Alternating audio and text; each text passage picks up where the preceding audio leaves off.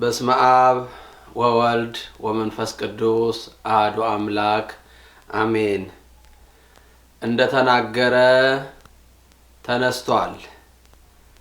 የእግዚአብሔር ቤተሰቦች በመላው ዓለም የምትገኙ ኦርቶዶክሳውያን ሁላችሁ እንኳን ለጌታችንና ለአምላካችን ለመድኃኒታችን ለኢየሱስ ክርስቶስ የትንሣኤ በዓል በሰላምና በጤና አደረሳችሁ።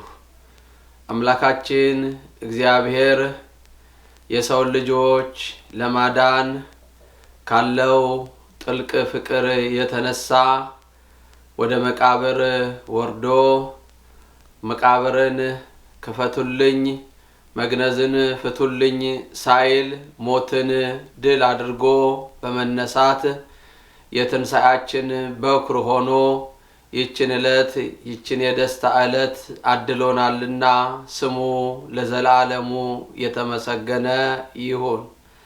እንደተናገረ ተነስቷል።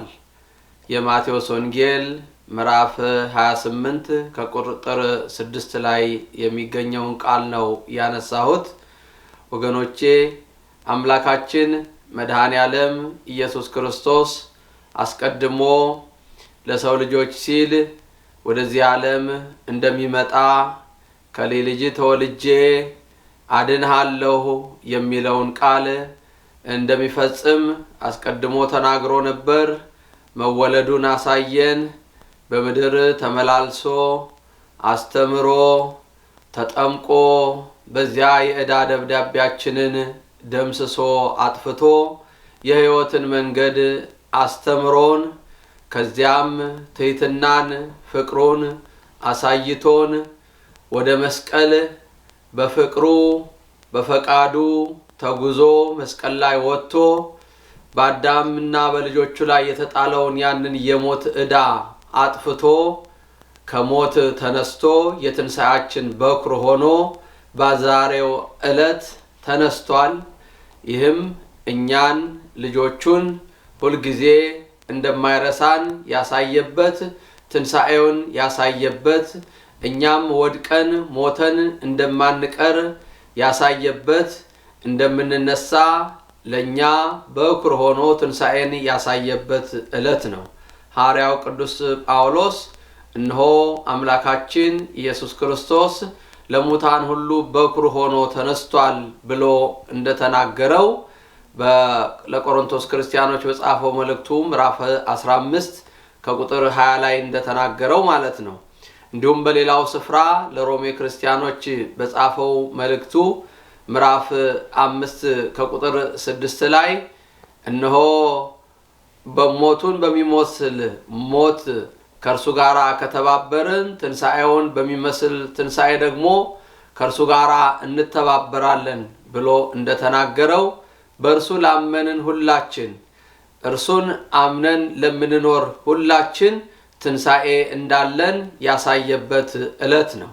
እንግዲህ አምላካችንን የመድኃኔ ዓለም የኢየሱስ ክርስቶስን ትንሣኤ ስናስብ ሁላችንም ትንሣኤያችንን እያበሰረን መሆኑን አውቀን እኛም ከተቀመጥንበት ከወደቅንበት ከተኛንበት መነሳት እንዳለብን የሚያጠይቀን ነገር አለ።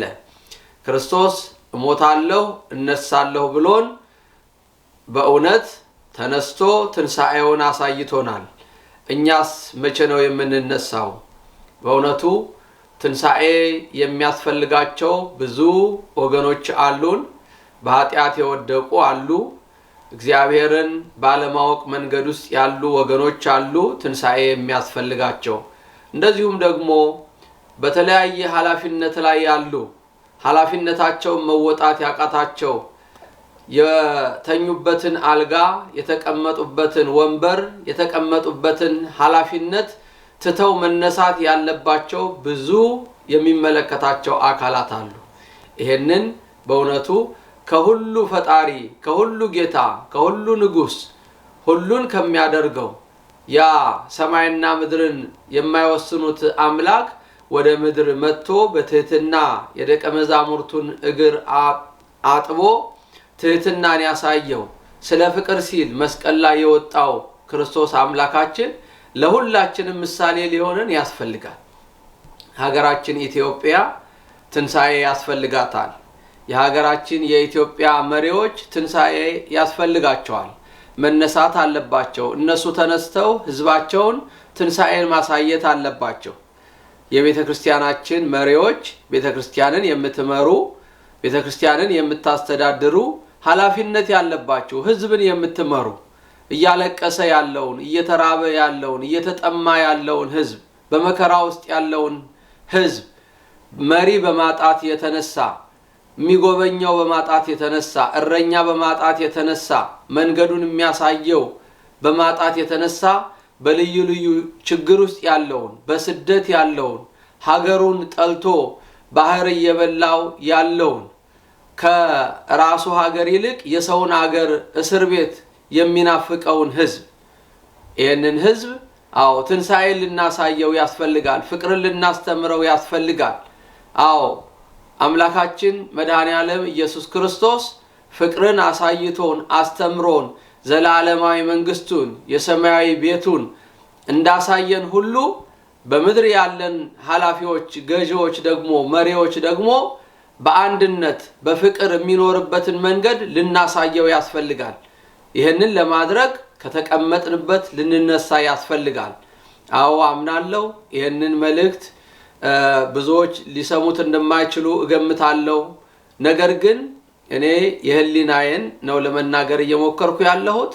ዛሬ ህዝባችን በአስከፊ ሁኔታ በኑሮ ውድነት ነፃነት በማጣት በችግር ውስጥ ነው ያለው። ሀገሩን የሚወድ ህዝብ እርስ በርሱ የሚዋደድ ሃይማኖቱን የሚያከብር አባቶቹን የሚያከብር መሪዎቹን የሚያከብር ለመሪዎቹ የሚጸልይ ለሀገር የሚጸልይ ለዓለም የሚጸልይ ህዝብ ዛሬ በቀቢጸ ተስፋ ውስጥ ነው ያለው እና ይሄንን ህዝብ ለማየት ከተቀመጥንበት ልንነሳ ያስፈልጋል። ክርስቶስ መነሳቱ እኛን ትንሣኤ ሊያሳየን ነው። አባታችን የተነሳው እኛ እንድንነሳ ነው። አለበለዚያ የክርስቶስ ትንሣኤ እኛ የማንነሳ ከሆነ ከንቱ ይሆናል ማለት ነው። ስለዚህ ትንሣኤን በዓሉን ስናስብ መነሳት ያለብን ውድቀት ላይ ያለን በኃጢአት ወንበር ላይ ያለን በኃጢአት አልጋ ላይ ያለን በትዕቢት በዘረኝነት ባድመኝነት በተለያየ በክፉ ሐሳብ ውስጥ ያለን ከዚህ ከክፉ ሐሳብ ልንነሳ ያስፈልጋል ማለት ነው። ዛሬ መልእክቴን በዓሉን በሚመለከት ይሄንን ለማስተላለፍ እወዳለሁ።